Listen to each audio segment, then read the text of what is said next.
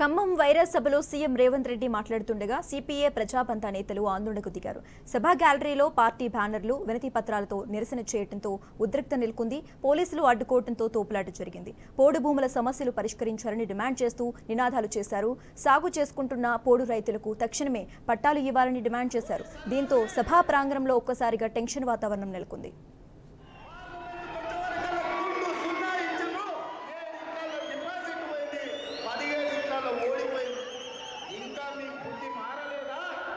ఇంకా ఈ అబద్ధాలు మానరా తండ్రి కొడుకులు బావ బామాటలని నేను అడగదలుచుకున్నా. నిజంగానే మీ మాటలు నమ్మితే తెలంగాణ సమాజం మిమ్మల్ని మనుషులుగా చూస్తే మీకు ఒక్క సీట్ అయినా ఇచ్చటోళ్ళు కదా. మీ పార్టీ పుట్టినప్పటి నుంచి ఇవాళ వరకు ఎప్పుడు లేనంత హీనంగా దీనంగా దివాలా తీసి ఇవాళ టీఆర్ఎస్ పార్టీ బతుకు బస్టాండ్ అయింది. బంజారా బస్ స్టాండ్లో అడుక్క తినే పరిస్థితి ఇవాళ టీఆర్ఎస్ పార్టీకి వచ్చింది. మేము ప్రయత్నం చేస్తున్న అభివృద్ధిని చూసి ఓర్వలేక ఇవాళ టీఆర్ఎస్ నాయకులు ఉన్నవి లేనివి మాట్లాడుతున్నారు. నేను అడుగుతున్న కేటీఆర్ను ఇవాళ ఆయన మాట్లాడుతాడు కాంగ్రెస్ పార్టీ మోసం చేసిందని. ఓరి సన్నాసి, అసెంబ్లీ ఎన్నికల్లో 39 సీట్లు ఇస్తే పార్లమెంట్కి వచ్చేవరకల్లా గుండు సున్నా ఇచ్చిండ్రు. 7 ఇట్లలో డిపాజిట్ పోయింది, 17 ఇట్లలో ఓడిపోయింది. ఇంకా మీ బుద్ధి మారలేదా? ఇంకా ఈ అబద్ధాలు మానరా తండ్రి కొడుకులు బావ బామాటలు. ఇక ఇదే అంశానికి సంబంధించి మరింత సమాచారం మా ప్రతినిధి శ్రీధర్ ఫోన్ ద్వారా అందిస్తారు. శ్రీధర్. శశిరేఖ, ఖమ్మం సీఎం సభ అద్భుతంగా జరిగింది. ప్రజలు కూడా, ఎందుకంటే రుణమాఫీకి సంబంధించినటువంటి ఒక ప్రకటన కాబట్టి ప్రజలు కూడా అధిక సంఖ్యలో హాజరయ్యారు. అయినటువంటి మంత్రులు ఈ యొక్క సభకు హాజరయ్యారు. చాలా సంతోషంగా జరిగింది.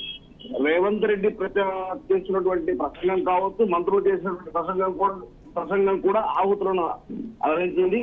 వచ్చిన వాళ్ళకంటే అక్కడ ఉన్నటువంటి పరిస్థితుల బట్టి చాలా ఆవేశంగా మాట్లాడడం జరిగింది. అయితే అంతా సజావుగా సాగుతున్నటువంటి పరిస్థితుల్లో, అనుకోని పరిస్థితుల్లో ఈ యొక్క సభా గ్యాలరీలోనే సిపిఎం ఎంఎల్ పార్టీ ప్రజాపందాకు చెందినటువంటి కొంతమంది వ్యక్తులు, నాయకులు మరియు మహిళలు ఒక్కసారిగా వాళ్ళు తమకు సీఎంకు వినతి పత్రం ఇవ్వడానికి అని చెప్పి తమ దగ్గర నుండి సెకార్డ్స్ కావచ్చు, జెండా ఎత్తడానికి ప్రయత్నం చేశారు. ఇదే యొక్క సమయంలో పోలీసులు వెంటనే స్పందించి వాళ్ళని అడ్డుకోవడం జరిగింది. అక్కడ కాసేపు పెరుగులాట కూడా జరిగింది. అయితే ఎందుకు చేస్తున్నారని చెప్పి మనం తెలుసుకుంటే, కొనిజర్ల మండలంలో ఎల్సాగర్ లో పోడు రైతుల సమస్య ఉంది. పోడు రైతులకు అటు బీఆర్ఎస్ ప్రభుత్వం కావచ్చు, ఇటు కాంగ్రెస్ ప్రభుత్వం కావచ్చు, పోడు రైతులకు పట్టాలు ఇస్తా అని చెప్పారు. ఇంకా పట్టాలు ఇవ్వలేదని చెప్పి ఆ పట్టాలకు సంబంధించినటువంటి సమస్యలు ఉన్నాయి. ఆ సమస్యలు వెంటనే పరిష్కరించాలని చెప్పి యొక్క నేతలు డిమాండ్ చేశారు.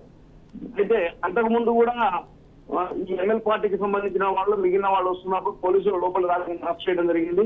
అంటే చిన్న చిన్న ఇటువంటి జరుగుతాయని చెప్పి ముందస్తుగానే అన్ని పకడ్బందీ చర్యలు తీసుకున్నారు.